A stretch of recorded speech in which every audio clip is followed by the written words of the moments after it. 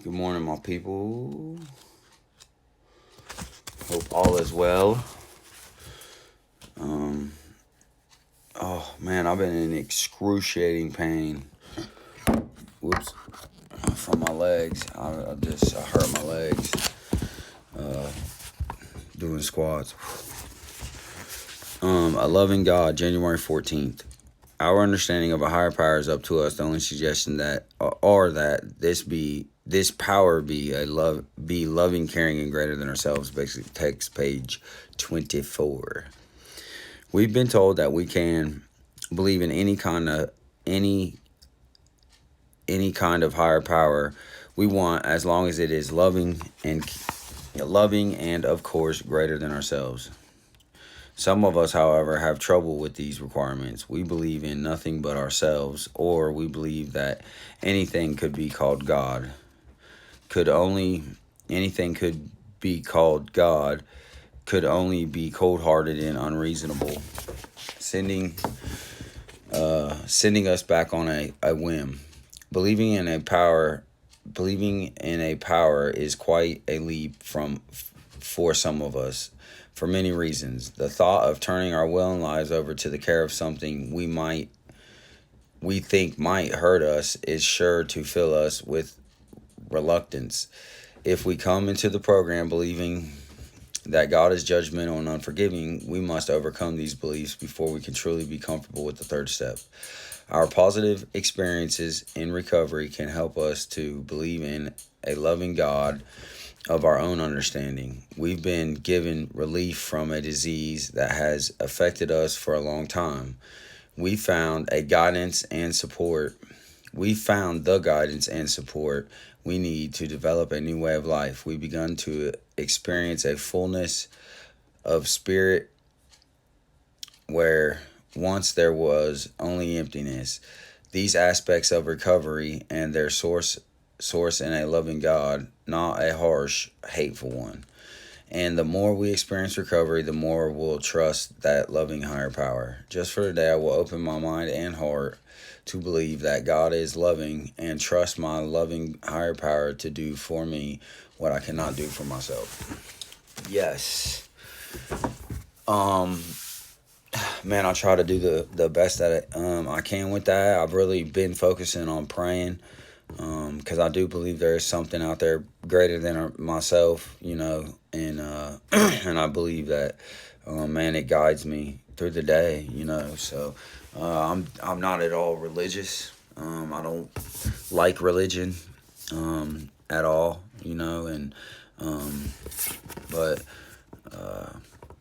But yeah, man, I think it's, it definitely is really important to find something greater than yourself. I mean, just get up and pray. Hey, thank you. Keep me clean for the day before you go to bed. Thanks for keeping me clean. I mean, it really just starts with really simple stuff like that. So, and honestly, like, I don't, I try to meditate and stuff. It's really hard to shut my brain off. So typically, like, maybe when I'm driving or, meditating, or like when I'm running, is really a good time. I just get in there, get to thinking, and, try to, move that in a positive direction. And, it's important. So, people often, they come in and, you see them, they like get to feeling better and all this. And then they start like trying to tell everybody else, like, how to work the program and stuff. And I'm just like nobody with a lot of clean time, everyone that has a significant amount of clean time does it the same way. They all stick to the basics. They all have sponsors. They go to meetings, and not saying that when your life gets busy, you can't, you have to fade back some of the meetings, but they're connected in some way, shape, or form, man. And everybody does the same thing. And last night they was talking about like working steps by themselves and stuff like that. And I'm like, yo, that's not what this program. You're working a different program. That's not what this program is. So, yeah, it kind of had me upset. And then they kept saying being sober. And I'm like, but we're clean. We that's the kind of language we use up in here, you know, not sobriety. So I don't know. I don't know. But anyway, okay, January 14th, discerning when to act. We learn we can use our energy to make a difference where we need to let go. Living Clean, Chapter 3, Awakening of the Spirit. Life and active addiction for many of us seem like a battle, picking sides, winners and losers, retreating in fear from all conflict, or bullying to get what we wanted. We tend to bring this mindset with us into recovery. Some of us confront and challenge more than we engage and listen. One member shared, I brought a sledgehammer to all my relationships. I felt it was my duty to pound my perspective into every discussion. Choosing my battles was a cop-out. As we mature in recovery, examining our beliefs through step work, most of us will figure out that we in NA doesn't really mean we plus all who agree with me. When we say the we version of the Serenity Prayer in our service bodies and in business meetings, we're inviting discernment into the proceedings. We ask for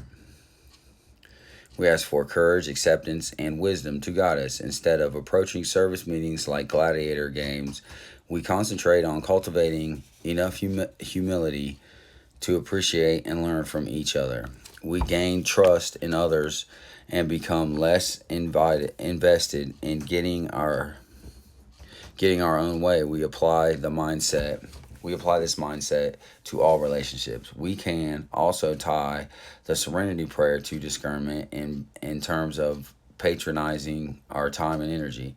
We can discern when or where our efforts would be best focused to change the things we can accept and we can't, and what we can't, we let go when others want to make a difference and change than we do. When we ask ourselves whether we're getting too caught up in minor details rather than paying attention to the big picture and where we can make a positive impact.